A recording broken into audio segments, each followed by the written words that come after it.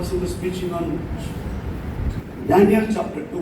అయితే ఒక దినం ఒక రాత్రి దైవజనుడు భక్సింగ్ గారు దానియేలు గ్రంథం 2వ అధ్యాయం పైన ఆయన ప్రసంగిస్తున్నారు. It was 60s, mid 60s. I was still a student. ఇంకా నేను అప్పుడు స్టూడెంట్ గా ఉన్నాను, బహుశా 61 సంవత్సరాలు.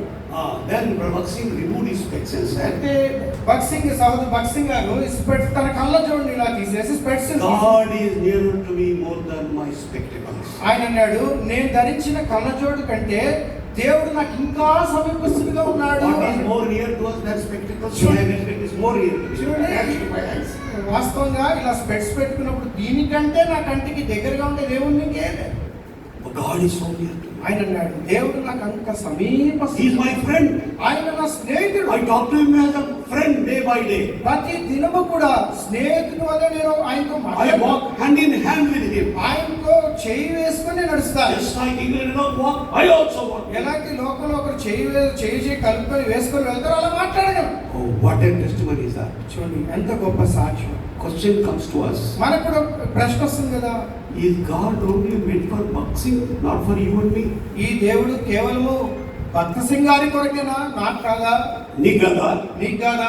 Is this Bible only meant for Bhaksing, not for you and for me? ఈ యొక్క బైబిల్ అనేది కేవలం భక్తసింగ్ గారి కొరకేనా, నీకు నాకు కాదా? In as much he was God was to Bhaksing, it can be for you and me also. ఆ దినమున దైవజనుడు భక్తసింగ్ గారికి ఆయన ఎంత వాస్తవం, నేడు నీకు నాకు కూడా ఆయన అంతే వాస్తవం. God wants every one of us, like the girdle of a man, given to the looks of a man. God wants us near, not intimate for us. ఈ యొక్క దేవుడు ఎలా అయితే ఒక వ్యక్తి తన నడుమునకు దట్టి కట్టుకుంటున్నాడు, అదే విధంగా దేవుడు తన యొక్క ప్రజలకు విశ్వాసులకు దట్టి వలె సమీపస్తులుగా ఉండాలని కోరుతున్నాడు. Are you far away from God? నీవు దేవునికి దూరంగా ఉన్నావా, Or nearer to God? లేక దేవునికి దగ్గరగా ఉన్నావా? Are you far away from the Bible? నీవు బైబిల్కి దూరంగా ఉన్నావా, Are you near to the words of the Bible? లేక దేవుని వాక్యమునకు Are you దగ్గరగా? very far from the church? నువ్వు సంఘానికి దూరంగా ఉన్నావా, Or very closely attached to the church? నువ్వు సంఘానికి అంటబడి ఉన్నావా? కొంతమంది సేఫ్ గేమ్ ఆడతారు చర్చ్ లో. కొంతమంది చాలా సేఫ్ గేమ్ ఆడతారు మందిరం, చర్చ్ లో. ఉండేది ఒక కాలు నుంచి చర్చ్ లో, ఒక కాలేమో లోకంలో ఉంటుంది, ఒక కాలేమో చర్చ్ లో ఉంటుంది. రెండు పేర్లు, రెండు పేర్లు ఉంటాయి వీరికి, 2 identities. 2 గుర్తింపులు ఉంటాయి. వీళ్ళైతే అక్కడ, లేకపోతే ఇక్కడ. వీళ్ళైతే అక్కడ ఉంటారు, ఇక్కడ ఉంటారు. No, God doesn't like it. దేవుడు అటువంటి వారి విషయంలో సంతోషపడతాడు. Otherwise, if you have that double standard, a double-minded man will be unstable in all things. నీవు ద్వంద్వ స్వభావంతో ద్వంద్వ వైఖరి ప్రదర్శిస్తే దేవుడు సంతోషపడినటువంటి వారి విషయం. You will be unstable. నువ్వు స్థిరంగా ఉండలేవు. You cannot have intimate fellowship with God. నీవు దేవునితో సహవాసం కొరకై నువ్వు ఉండలేవు. God wants closer, intimate fellowship. దేవుడు ఎంతో సమీపమైన ఆ ఆత్మీయ సంబంధాన్ని And share కోరుతున్నాడు. His secrets with the men of God, women of God in the Bible. బైబిల్లో God wants also share His secrets with you and me. ఆ దినములో బైబిల్లో ఉన్నట్టు దైవజనులతో, దేవుని సేవకురాలతో దేవుడు తన రహస్యాలు పంచుకున్నట్టు నేడు నీతో నాతో కూడా పంచుకోవాలని ఇష్టపడుతున్నాడు. As we come on the Lord's table, let us examine our lives. ప్రభు బాల్య దగ్గరకు చేరి వస్తుండగా మన జీవితాన్ని పరీక్షించుకుందాం. How are you? నువ్వు ఎలా ఉన్నావు? Are you like girdle?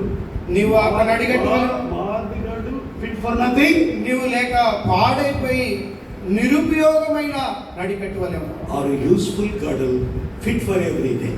లేక నువ్వు ఉపయోగకరమైన ప్రతి దినము కూడా ఉపయోగపడే ఆ నడికట్టు వలె ఉన్నావు. A vessel unto honor, fit for the master's use. యజమానుడికి అర్హమైన ఉపయోగకరమైన పాత్ర వలె ఉన్నావు. Shall we pray? ప్రార్థన చేసుకుంటాం. Don't move in prayer. Be serious. Examine your life thoroughly. Judge your life thoroughly. Wash yourself from every sin, every defilement. Maintain close, intimate fellowship. Then take part worthily in the Lord's table. ప్రార్థనలో ఉంటుండగా అటు ఇటు కదలము, పరీక్షించుకుంటాము, సరిదిద్దుకుంటాము. పరిశుద్ధత విషయంలో, తొట్టిల్లిపోయిన విషయంలో ఒకసారి దేవుని దగ్గర పరీక్షించుకొని క్షమాపణ పొంది ఆ యోగ్యతను పొందిన తర్వాతే పలలో పాలు పొందేవారి ఉంటాం. దేవునితో ఆ సత్సంబంధాన్ని కొనసాగిస్తాం. If we take part unworthily, అయోగ్యంగా పలలో పాలు పొందితే we bring guilt into the body of Christ. మనము దేవుని యొక్క క్రీస్తు శరీరానికి అపరాధం తీసుకొస్తాం. and we come under condemnation. మనం శిక్షా విధిలోనికి Two things, we bring guilt into the body of Christ, రెండు విషయాలు, క్రీస్తు శరీరానికి మనము అపరాధం and తీసుకొస్తున్నాము, also we come under condemnation. అదే విధంగా శిక్షా విధిలోనికి మనం వస్తున్నాం. It is a fearful thing to fall into the hands of the living God. చూడండి, జీవం గల దేవుని యొక్క చేతిలో హస్తములో పడడం బహు భయంకరం.